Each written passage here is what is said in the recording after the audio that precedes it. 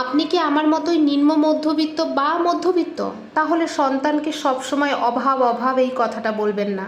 তাকে সবসময় পজিটিভ কথা বলবেন, মন বড় করতে শেখাবেন। অভাবের মাঝে তাকে আটকে রাখবেন না। তাকে মন এবং মানসিকতা বড় হতে শেখান।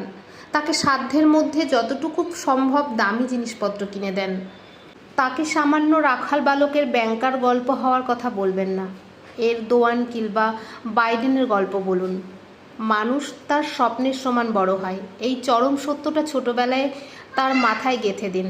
তাকে সামান্য রাখাল বালকের ব্যাংকার হওয়ার গল্প না বলে এরদোয়ান কিংবা বাইডেনের গল্প বলুন।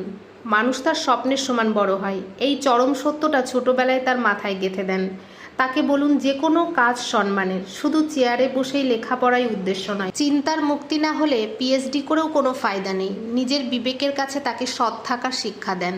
তাকে বলেন এই দেশ পৃথিবীর শ্রেষ্ঠ দেশ না, পৃথিবীর আরও অনেক বড় বড় দেশ, জাতি, মানুষ, সভ্যতা রয়েছে।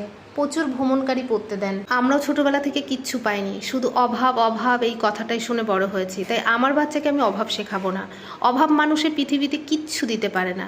এদের জীবন কাটে ধুকে ধুকে, খড়কুটোর মতো বেঁচে থাকার আসলে কোনো জীবন না।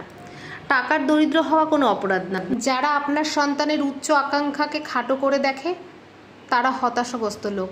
এদের কাছ থেকে 500 হাত দূরে থাকবেন।